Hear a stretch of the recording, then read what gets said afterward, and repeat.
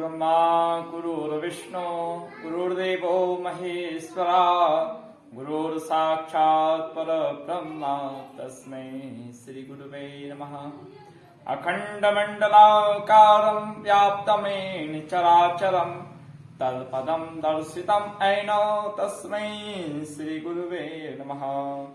गुरु पूर्णिमा विशेष अब जो है गुरु पूर्णिमा कल शनिवार के दिन यहाँ पर है 2021 की। गुरु कौन होता है, ये बहुत बड़ा प्रश्न होता है। गुरु किसको बनाना चाहिए, गुरु के क्या लक्षण हैं, चेले के क्या लक्षण हैं, इस बात पर जो है विशेष ध्यान देने की जरूरत है। करपात्री जी महाराज इस विषय पर क्या कहते हैं वह मैं आपको बताता हूँ। किसी विषय में हमें जिससे ज्ञान रूपी प्रकाश मिले, वह हमारा अज्ञान अंधकार दूर हो, उस विषय में वह हमारा गुरु है। जैसे हम किसी से मार्ग पूछते हैं और वह हमें मार्ग बताता है, तो मार्ग बताने वाला हमारा गुरु होता है। वह हमें मार्ग बताता है तो मार्ग बताने वाला गुरु हो गया। हम चाहे गुरु माने या ना माने, उससे संबंध जोड़ने की जरूरत नहीं है। विवाह के समय ब्राह्मण कन्या का संबंध वर के साथ करा देता है तो उनका उम्र भर के लिए पति पत्नी का संबंध जुड़ जाता है। वही स्त्री पतिव्रता हो जाती है, फिर उनको कभी उस ब्राह्मण की याद ही नहीं आती और उसको याद करने का विधान भी शास्त्रों में कहीं नहीं आता। ऐसे ही गुरु हमारा संबंध भगवान के साथ जोड़ देता है। गुरु का काम हो गया। तात्पर्य है कि गुरु का काम मनुष्य को भगवान के सम्मुख करना है। मनुष्य को अपने सम्मुख करना, अपने साथ संबंध जोड़ना गुरु का काम नहीं है। इसी तरह हमारा काम में भगवान के साथ संबंध जोड़ना है, गुरु के साथ नहीं। जैसे संसार में कोई भी माँ है, कोई भी बाप है, कोई भतीजा है, कोई भौजाई है, कोई स्त्री है, कोई पुत्र है, ऐसे ही अगर एक गुरु के साथ और संबंध जुड़ गया तो इससे क्या लाभ। पहले अनेक बंधन थे ही नहीं, अब एक बंधन और हो गया। पहले बंधन नहीं थे, पहले अनेक बंधन थे ही नहीं भैया। एक बंधन मतलब भगवान का, परमात्मा का भजन करना था।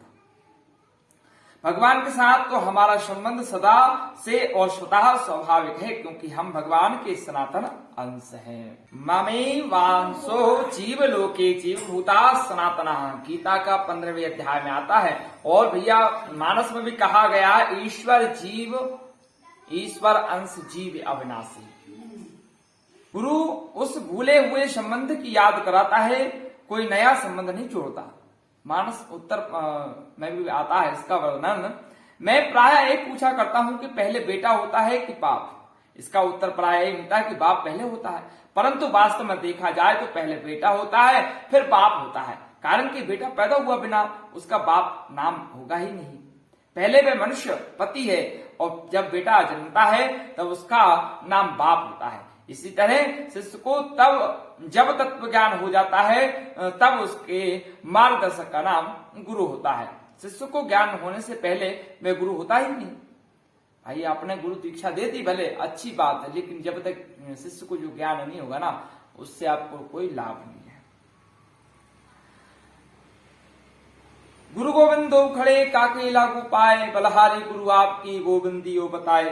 गोविंद को बता दिया, सामने लाकर खड़ा कर दिया, तब गुरु की बलहारी होती है। गोविंद को तो बताया नहीं और गुरु बन गए, यह कोरी ठकाई है। केवल गुरु बन जाने से गुरु अपना सिद्ध नहीं हो पाता।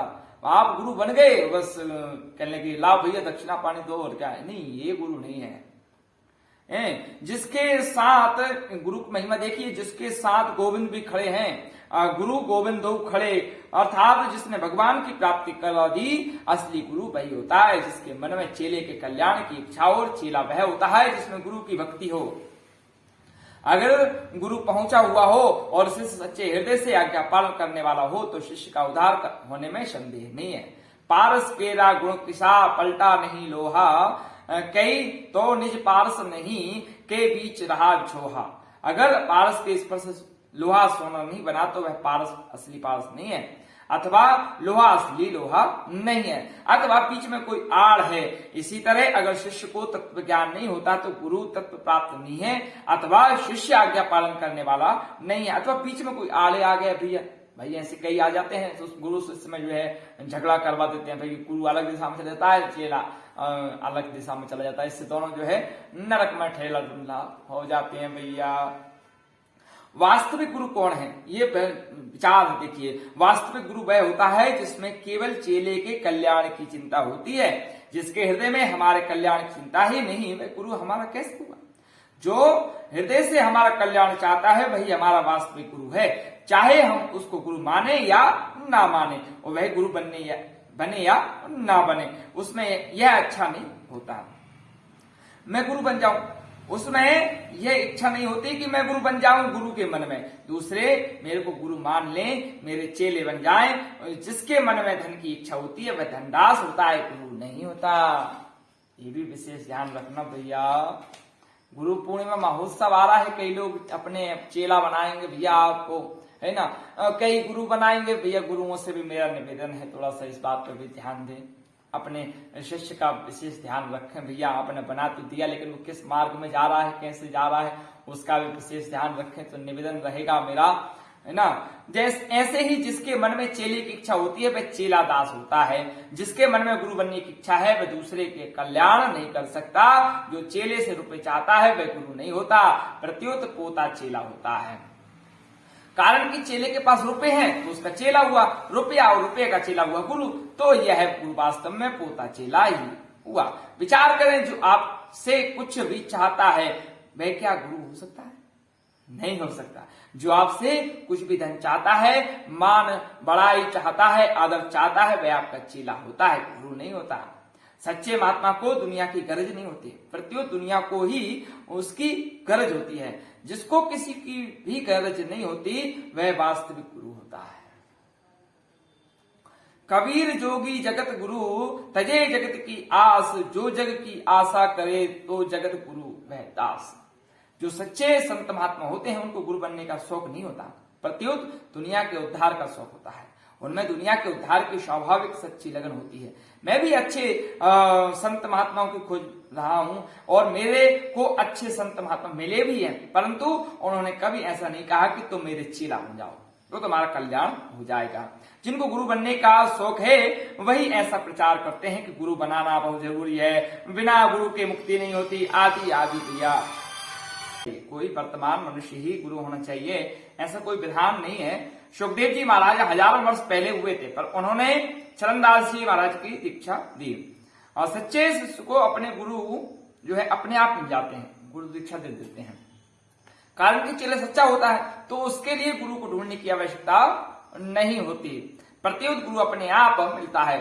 सच्ची लगन वाले को सच्चा महात्मा मिल जाता है। जही के जही पर सत्य से ने हो, सोते ही मिले न कुछ संदेह हो। लोग तो गुरु को ढूंढते हैं, पर जो असली गुरु होते हैं वे शिष्य को ढूंढते हैं। उनके भीतर विशेष दया होती है। जैसे संसार में माँ का दर्जा सबसे ऊंचा होता है, माँ सबसे पहला गुरु है। बच्चा माँ से ही जन्म लेता है, माँ का ही दूध पीता है, माँ की ही गोदी में खेलता है, माँ से ही पढ़ता है। माँ के बिना बच्चा पैदा हो ही नहीं सकता, रह ही नहीं सकता और पल भी नहीं सकता। और माँ तो वर्षों तक जो है बच्चे के बिना रही है, बच्चे के बिना माँ को कोई बाधा नहीं लगी। इतना होते हुए भी माँ का स्वभाव है कि वह अपने जो है अपने आप भूखा रह जाएगी, लेकिन अपने बच्चे को भूखा नहीं रहने देगी। वह खुद कष्ट उठाकर भी बच्चे का पालन करती है। ऐसे ही सच्चे गुरु होते हैं जो शिष्य रूपी जो स्वीकार कर लेते हैं शिष्य को और उसका उद्धार कर देते हैं। उनमें शिष्य का उद्धार करने की सामर्थ होती है। ऐसी बातें मेरी देखी हुई हैं भाई। उसे पैसों से कोई मतलब नहीं, सच्चे गुरु को जो मिल रहा है ठीक है भाई, जो कह रहा है कहने दो, है ना। वो गुरु जो है सब सुन लेता था भैया। ऐसी माँ को अपन कितनी ही कुछ कह लो भैया, उसके जब अपन गोदी में होते हैं उसके बाल लौट देते हैं, उसकी लात मारते हैं, है ना। इस प्रकार फिर भी माँ माँ होती है, इसी प्रकार गुरु होता है।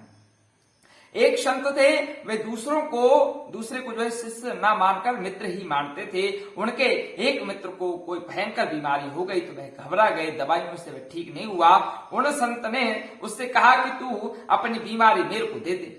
वह बोला कि अपनी बीमारी आपको कैसे दे दूं। संत ने फिर कहा कि अब मैं कहूं तो मना मत करना, आड़ मत लगाना, तू आधी बीमारी मेरे को दे दे। उनके मित्र ने स्वीकार कर लिया तो उन संत ने उसकी आधी बीमारी जो है अपने ऊपर ले ली।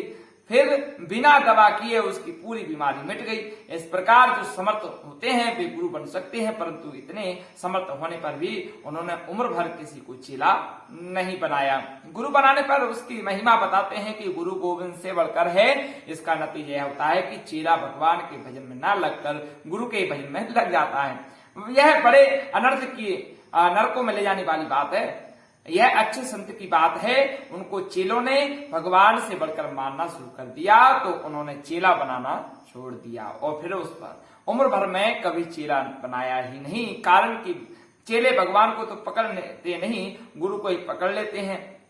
गुरु की बात सुनकर मनुष्य भगवान में लग जाते हैं। भगवान में लग जाए तो ठीक है, पर वह गुरु में ही लग जाए तो बड़ी हानि होती है। चेले को अपने में लगाने वाले काल नेमी अथवा कपट मुनि होते हैं, गुरु नहीं होते। गुरु वे होते हैं जो चेले को भगवान में लगाते हैं। भगवान के समान हमारा हित चाहने वाले गुरु पिता माता बंधु समर्थ आदि कोई नहीं है भैया। उमा राम सब हित जग माही, गुरु पित मात बंधु प्रभु उन्ना ही, भगवान जी मानस में कहते हैं। और भगवान की जगह अपनी पूजा करवाना पाखंडियों का काम है। जिसके भीतर शिष्य बनाने की इच्छा है, रुपयों की इच्छा है, मकान आश्रम आदि बनाने की इच्छा है, मान बढ़ाई की इच्छा है, अपनी प्रसिद्धि की इच्छा है, उसके द्वारा दूसरों का कल्याण होना तो दूर रहा, उसका अपना कल्याण भी नहीं हो सकता। शिष्य सका सुत वित्त को तरसे, परम तत्व को कैसे परसे। उसके द्वारा लोगों की वही दुर्दशा होती है जो कपट मुनि के द्वारा राजा प्रताप भानु की हुई थी। देखे मानस में बालकांड में आता है, कल्याण तो उनके संग से होता है जिनके भीतर सबका कल्याण करने की भावना है। दूसरे के कल्याण के सिवा जिनके भीतर कोई इच्छा नहीं है, जो स्वयं इच्छा रहित होता है वही दूसरों को इच्छा रहित कर सकता है। इच्छा वाले के द्वारा ठगाई होती है, कल्याण नहीं होता। यह सिद्धांत है कि जो दूसरे को कमजोर बनाता है वह खुद कमजोर होता है, जो दूसरे को समर्थ बनाता है वह खुद समर्थ होता है। जो दूसरे को चेला बनाता है वह समर्थ नहीं होता। जो गुरु होता है वह दूसरे को भी अपना गुरु बना लेता है। भगवान सबसे बड़े हैं, इसलिए वे कभी किसी को छोटा नहीं बनाते। जो भगवान के चरणों की शरण हो जाता है वह संसार में बड़ा हो जाता है। भगवान सबको अपना मित्र बनाते हैं, अपने समान बनाते हैं, किसी को अपना चेला नहीं बनाते। जैसे निषाद राज सिद्ध भक्त था, विभीषण साधक था, सुग्रीव भोगी था, पर भगवान राम ने तीनों को ही अपना मित्र बनाया। अर्जुन तो अपने को भगवान का शिष्य मानते हैं, पर भगवान अपने को गुरु ना मानकर मित्र ही मानते हैं। वेदों में भी भगवान को जीव का सखा बताया गया है। सदा साथ रहने वाले तथा परस्पर सखा भाव रखने वाले दो पक्षी जीवात्मा और परमात्मा एक ही वृक्ष शरीर का आश्रय लेकर रहते हैं। जो खुद बड़ा होता है वह दूसरे को भी बड़ा ही बनाता है, जो दूसरे को छोटा बनाता है वह खुद छोटा होता है। जो वास्तव में बड़ा होता है उसको छोटा बनने में लज्जा भी नहीं आती। क्षत्रियों के समुदाय में 18 आक्षोहिणी सेना में भगवान घोड़े हाँकने वाले बने। अर्जुन ने कहा कि दोनों सेनाओं के बीच में मेरा रथ खड़ा करो, तो भगवान शिष्य की तरह गुरु की आज्ञा का पालन, जो है अर्जुन की आज्ञा का पालन करते हैं। ऐसे ही पांडवों में जो है यज्ञ किया तो उसमें सबसे पहले भगवान श्री कृष्ण का पूजन किया गया, परंतु उस यज्ञ में ब्राह्मणों की झूठी पत्तल उठाने का काम कौन ने किया? भगवान श्री कृष्ण ने किया। छोटा काम करने में भगवान को लज्जा नहीं आती। जो खुद छोटा होता है उसी को लज्जा आती है और भय लगता है कि कोई मेरे को छोटा ना समझ ले, कोई मेरा अपमान ना कर दे। भैया गुरु की महिमा के बारे में जो है बताया गया है, इस प्रकार जो है गुरु की पूजा कैसे करना चाहिए ये आगे मैं आपको बताऊंगा। आज के लिए जो है जय श्री राधे।